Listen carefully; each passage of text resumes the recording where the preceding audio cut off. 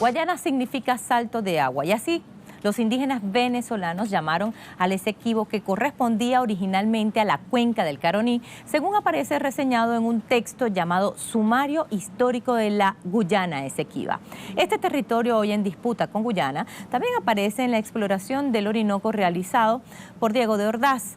¿Quién era Diego de Ordaz? Pues el primer europeo que entró a Venezuela por ese imponente río, el río Orinoco, en 1531.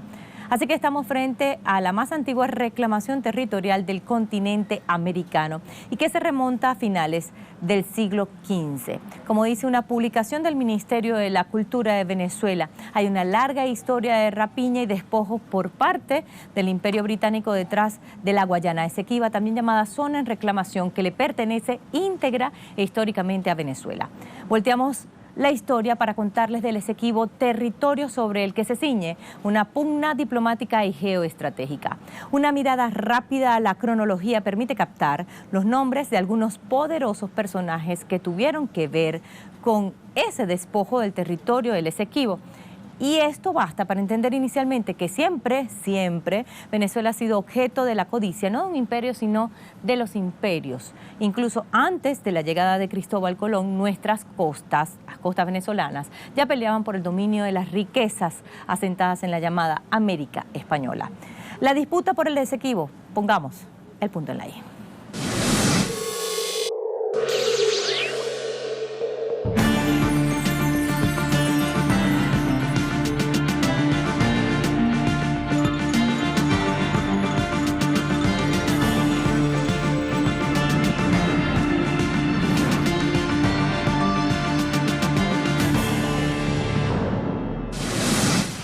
Disputa territorial por el Esequibo.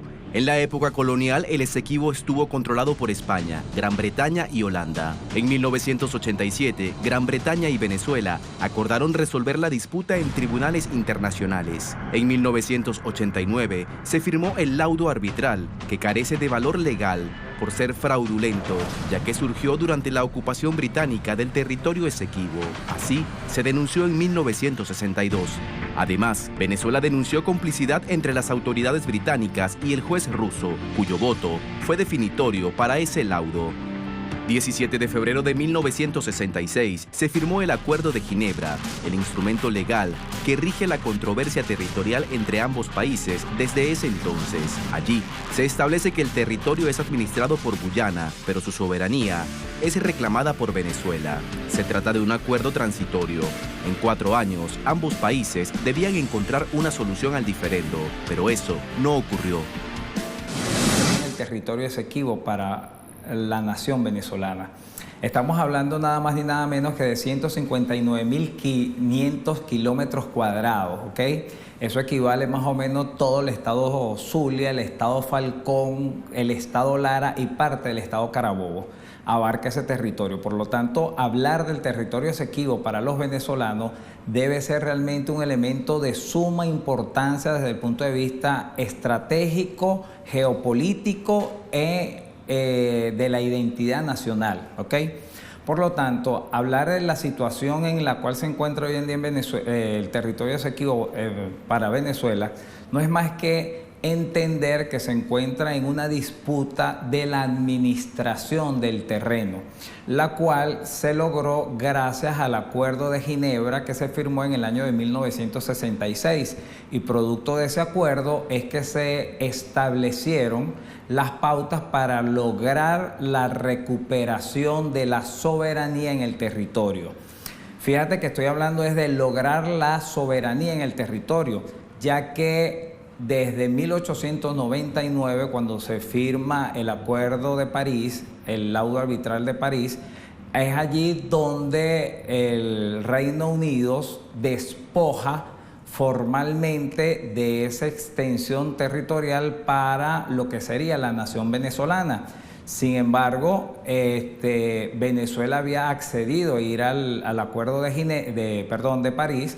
Sin embargo, no fue ratificado en ningún momento. Por lo tanto, para los venezolanos como tal nunca hubo la aceptación del laudo arbitral, y que además fue un laudo que está viciado de nulidad, y es lo que Venezuela demostró para poder llegar al Acuerdo de Ginebra de 1966. Sin embargo, no cabe duda de que el territorio Esequibo está bajo la administración del gobierno cooperativo de Guyana, y eso es lo que hasta ahorita jurídicamente hay. El 18 de junio de 1970 se firmó el llamado Protocolo de Puerto España entre Venezuela, Reino Unido y Guyana, que congeló las negociaciones durante 12 años. Durante el lapso que comprende 1982 y 1999, se intentó llegar a acuerdos en el marco de la ONU, pero no hubo resultados. En mayo de 2015, la petrolera ExxonMobil, de origen estadounidense, anunció el descubrimiento de un yacimiento de petróleo justo en la zona que entra en el histórico diferendo territorial. Este hecho provocó un importante revuelo diplomático. En enero de 2018, el secretario general de la ONU, Antonio Guterres, refirió el caso a la Corte de La Haya. Sin embargo, la Asamblea Nacional Constituyente señala que esto viola el acuerdo de 1966. En junio de 2018, la vicepresidenta Delcy Rodríguez presentó un documento ante el presidente de la Corte Internacional de Justicia en la que ratificó la defensa de los derechos legítimos sobre la Guyana Esequiba, manteniendo el tono amistoso entre ambos países, pero señalando que no consideraba que este tribunal fuera el competente. Existe un único instrumento jurídico válido que está depositado en la Organización de las Naciones Unidas, que es el Acuerdo de Ginebra de 1966. Actualmente, ese mecanismo, a solicitud de Venezuela, encuentra los buenos oficios del secretario general para una solución, tal como lo dice el Acuerdo de Ginebra, práctica o satisfactoria para ambas partes, Por lo tanto, nosotros no reconocemos ni aceptamos la recomendación del secretario general de las Naciones Unidas de remitir esta controversia a la Corte Internacional de Justicia, donde además no reconocemos su jurisdicción. Ratificamos y reafirmamos los legítimos derechos de Venezuela sobre el territorio Esequibo. El sol de Venezuela nace por el Esequibo. Quien tiene el control administrativo es la República Cooperativa de Guyana, y ellos han venido dando son concesiones para algunas explotaciones tanto de bosques como minera, y últimamente a partir del 2010 unas explotaciones en materia petrolera, pero es con relación a la plataforma continental. Sin embargo, estas corporaciones están unidas allí, la ExxonMobil, que está unida justamente con las empresas chinas. Por lo tanto, realmente la materia de explotación, ellos los están haciendo justamente sobre la línea limítrofe, lo que posiblemente podría ser el mar territorial. Digo posiblemente porque hasta tanto no sea solventada el problema territorial, no podemos hablar del mar contiguo. Porque ¿qué pasa? Es la tierra la que te da realmente el derecho al mar. No es viceversa, no es el mar que te da derecho a la tierra. Por lo tanto, hasta tanto no logremos definir con claridad el territorio que está definido, pero no justamente la administración de él, porque por eso es que lo tenemos nosotros como zona en reclamación, porque está justamente en un litigio que es el que tenemos de forma bilateral la República Cooperativa de Guyana y la República de Venezuela, producto del Acuerdo de Ginebra que se firmó en 1966. Entonces, hasta tanto no logremos nosotros definir la verdadera administración del territorio, no podemos definir cuál sería entonces la plataforma continental. No permitiremos que terceras partes manipulen nuestro sentimiento nacional para crear conflictos con países hermanos. No les daremos su guerra para que se lucren y saqueen nuestros recursos. Venezuela es un instrumento de paz y es la ventana por donde está regresando la historia universal, con una visión que revela lo que está más allá de lo evidente, de la ficción, de las apariencias.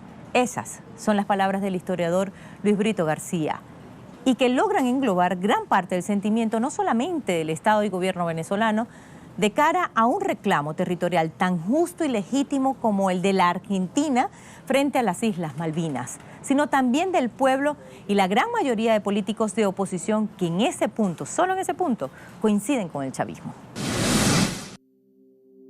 El pueblo venezolano debe saber por fin dónde empieza la patria y dónde termina. No es posible que todo el pueblo de Venezuela ignore todavía a estas horas qué forma tiene su madre geográfica.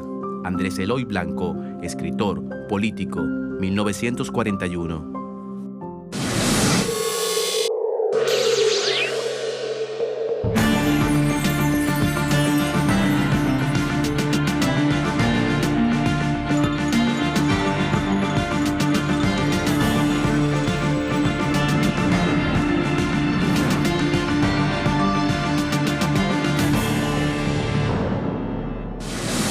El Esequibo abarca 160.000 kilómetros cuadrados.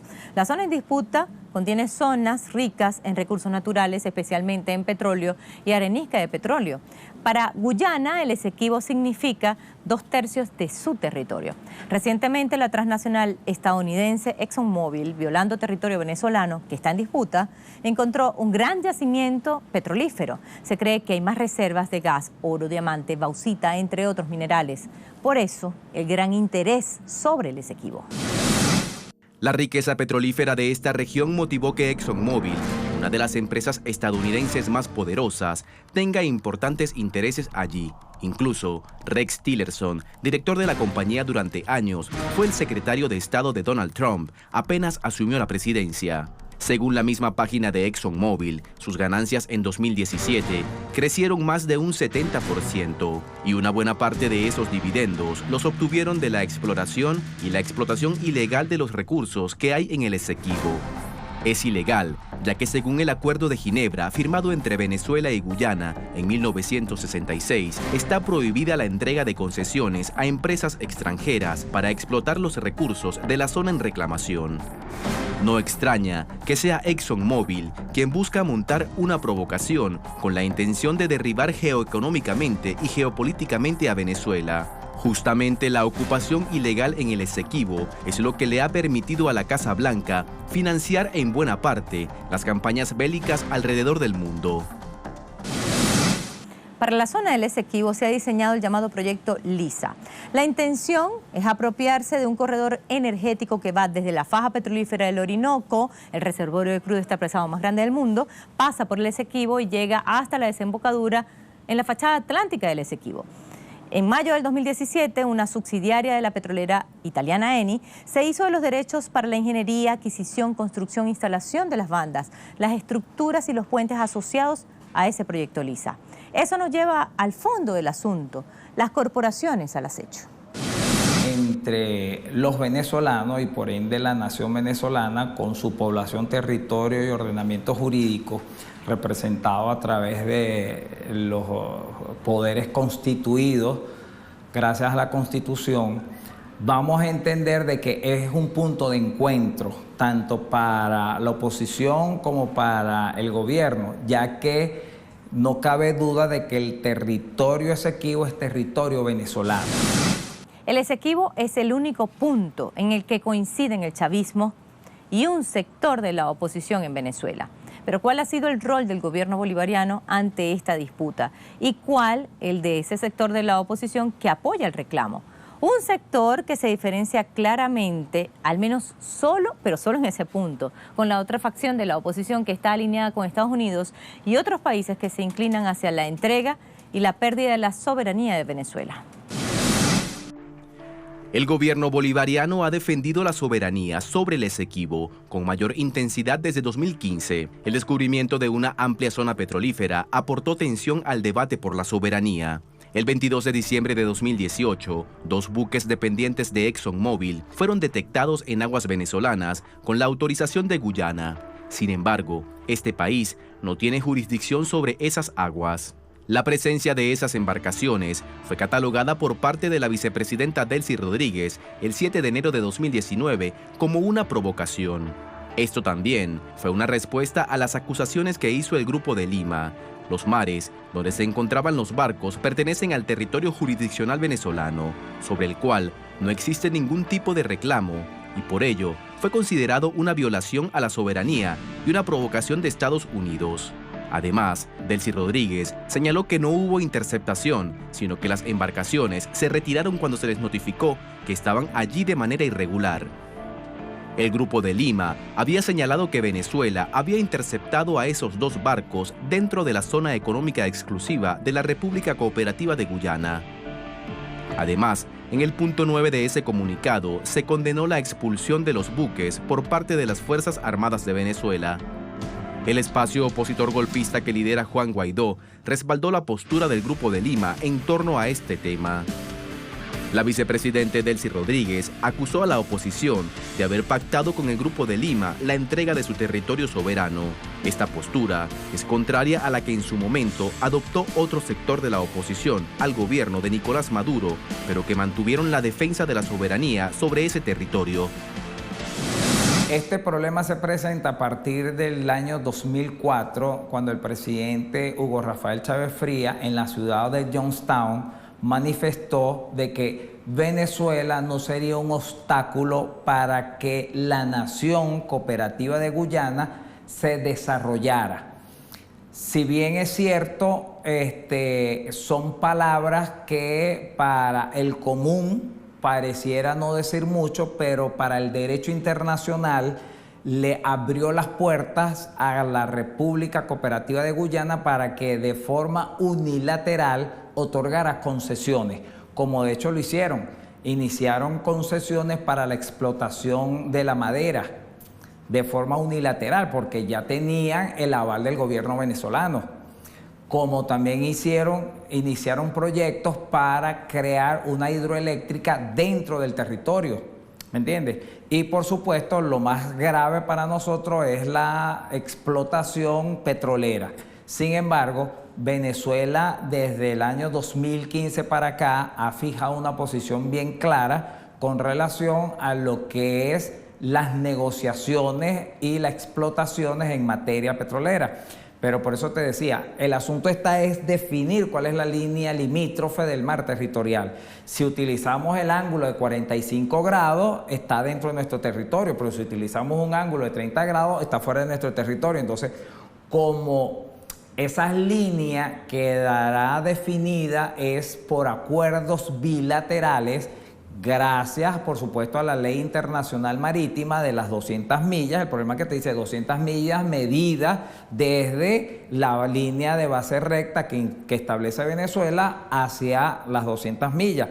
Pero no te dice qué ángulo se va a utilizar, si un ángulo de 30 grados o un ángulo de 45 grados. Eso es parte de las negociaciones. El asunto que sí es importante es que son equidistantes, la línea va a ser trazada o debe ser trazada según el derecho marítimo internacional, equidistante en cada punto desde el mar territorial o de la zona contigua de cada una de las naciones en conflicto.